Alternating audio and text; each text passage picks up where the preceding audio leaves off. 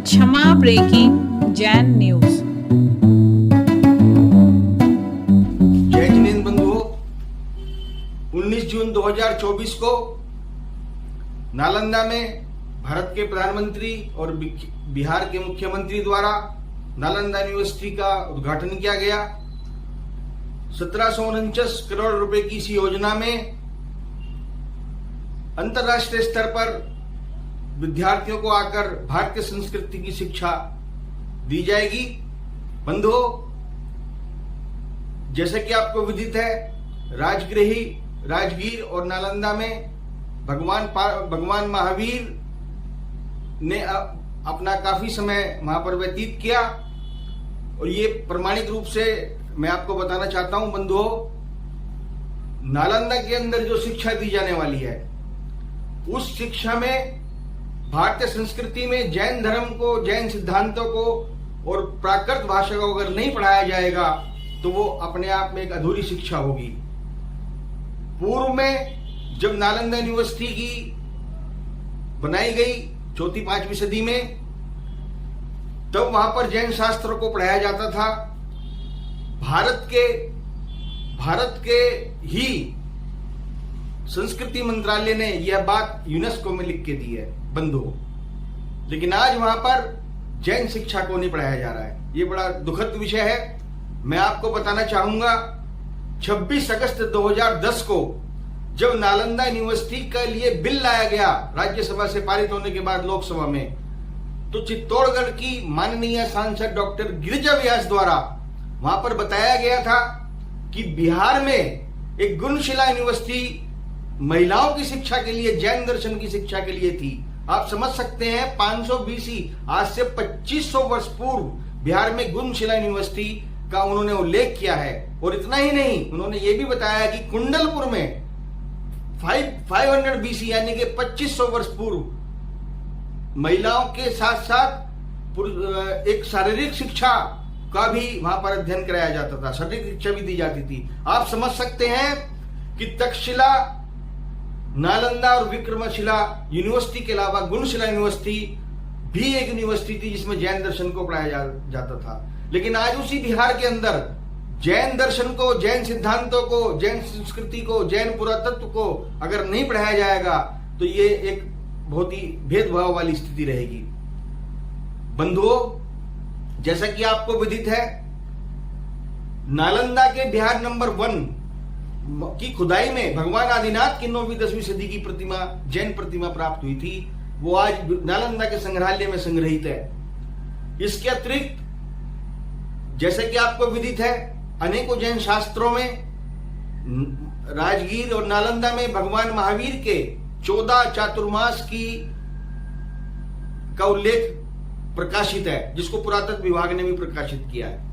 बंधुओं, 4वीं और 5वीं सदी का एक प्राचीन जैन मंदिर नालंदा में पुरातत्व विभाग द्वारा खोजा गया था, जिसके अंदर 14वीं-15वीं सदी की भगवान महावीर की प्रतिमाएं और अनेक तीर्थंकर प्रतिमाएं भी प्राप्त हुई थी। आप समझ सकते हैं कि नालंदा में अगर शिक्षा दी जाती है और उसके अंदर अगर जैन धर्म, जैन सिद्धांतों को नहीं पढ़ाया जा रहा है, या प्राकृत, भारत की प्राचीनतम भाषा प्राकृत को नहीं पढ़ाया, ये एक पूरा एक बड़ा भेदभाव सा नजर आता है।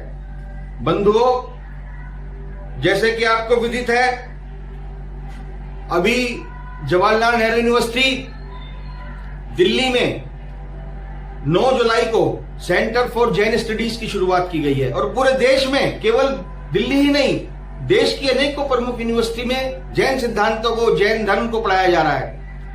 बंधुओं, नालंदा यूनिवर्सिटी द्वारा अपनी वेबसाइट पर उसको धर्मनिरपेक्ष एक यूनिवर्सिटी लिखा गया है। लेकिन अगर धर्मनिरपेक्ष यूनिवर्सिटी है और उसमें वैदिक धर्म, बौद्ध धर्म और जैन और वैदिक धर्म के साथ अगर जैन धर्म को नहीं पढ़ाया जाता है, तो ये एक अपने आप में शिक्षा लेने वाले को पूर्ण शिक्षा नहीं मिल पाएगी।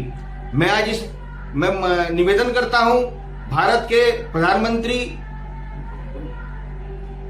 शिक्षा मंत्री, नालंदा यूनिवर्सिटी की मैनेजमेंट कमेटी और बिहार सरकार से कि कृपया शीघ्र जैन सिद्धांतों को, जैन धर्म को के शिक्षा के लिए नालंदा यूनिवर्सिटी में इसका प्रारंभ करें। विश्व जैन संगठन और जैन विद्वान उसमें पूर्ण रूप से सहयोग करने के लिए आपके साथ रहेंगे।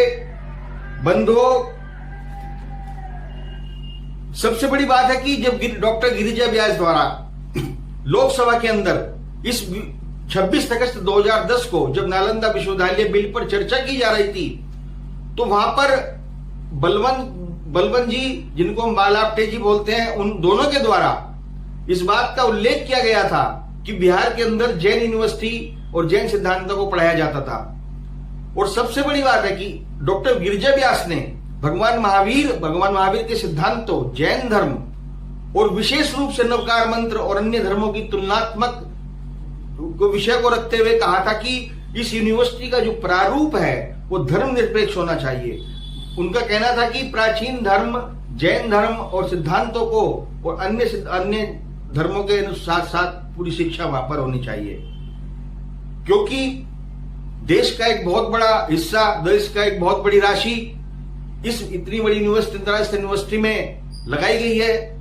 और पूर्व में भी वहां पर जैन शिक्षा दी जाती थी। इस बात के प्रमाण मैंने आपको बताया, मिनिस्ट्री ऑफ कल्चर ने खुद यूनेस्को में लिख कर दिया है, क्योंकि वर्ल्ड हेरिटेज की हमारा क्षेत्र है। तो मैं इसी निवेदन के साथ भारत सरकार से पुनः विनती करता हूं कि कृपया अतिशीघ्र नालंदा यूनिवर्सिटी के अंदर जैन दर्शन, जैन विद्या, जैन शिक्षा का समावेश करें। केवल तुलनात्मक अध्ययन का एक पैरा से काम नहीं चलेगा। अगर आप जैन धर्म, सिद्धांत और भारत की प्राचीनतम भाषा प्राकृत, ब्रह्मलिपि वगैरह का आप अगर समावेश नहीं करते हैं उस शिक्षा में, तो मेरा मानना है कि यह शिक्षा अधूरी जाएगी। इतनी बड़ी यूनिवर्सिटी, प्राचीनतम यूनिवर्सिटी, और जैसे कि मैंने आपको बताया, उसी बिहार के अंदर गुणशिला यूनिवर्सिटी में भी आज से 2500 वर्ष पूर्व भगवान महावीर के समय एक बहुत बड़ी यूनिवर्सिटी में जैन दर्शन को पढ़ाया जाता था, विशेष रूप से महिलाओं के लिए थी, और शारीरिक शिक्षा की भी वहां पर शिक्षा दी जाती थी। और जिस प्रकार से राजगीर और नालंदा में भगवान महावीर और जैन धर्म का प्राचीन समय से प्रभाव रहा है, लेकिन इस उद्घाटन समारोह में उस जैन भारत की प्राचीनतम भाषा प्राकृत, ब्रह्मलिपि वगैरह का आप अगर समावेश नहीं करते हैं उस शिक्षा में, तो मेरा मानना है कि यह शिक्षा अधूरी जाएगी।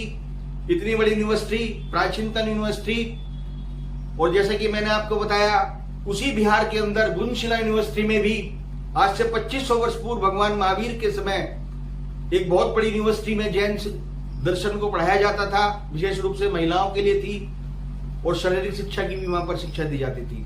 और जिस प्रकार से राजगीर और नालंदा में भगवान महावीर और जैन धर्म का प्राचीन समय से प्रभाव रहा है, लेकिन इस उद्घाटन समारोह में उस जैन धर्म का उल्लेख नहीं किया जाना भी बड़ा दुखद है। यदि आप नालंदा, राजगीर की बात करेंगे और उसके अंदर जैन धर्म, भगवान महावीर का उल्लेख नहीं करेंगे, तो ये अपने आप में एक अधूरा विषय होगा। पूरे देश ही नहीं, पूरे विश्व को एक पूरा एक सिद्धांत नहीं बता पाएंगे, पूरी उसकी जानकारी नहीं दे पाएंगे, क्योंकि वहां पर केवल सिद्धांत ही नहीं, पुरातात्विक दृष्टि से भी अगर आप देखेंगे तो राजगीर हो या नालंदा हो, वहां पर प्राचीन धरोहर, प्राचीन जैन प्रतिमाएं और मंदिर के अवशेष पाए जाते हैं। जैसे कि मैंने आपको बताया, 4वीं-5वीं सदी में उस नालंदा के अंदर एक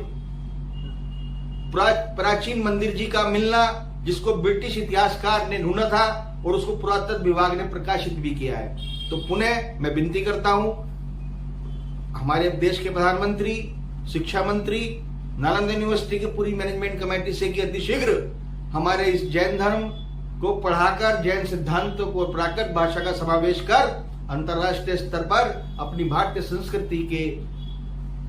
संस्कृति में जैन धर्म को पढ़ाने का आदेश पारित करें। धन्यवाद। जय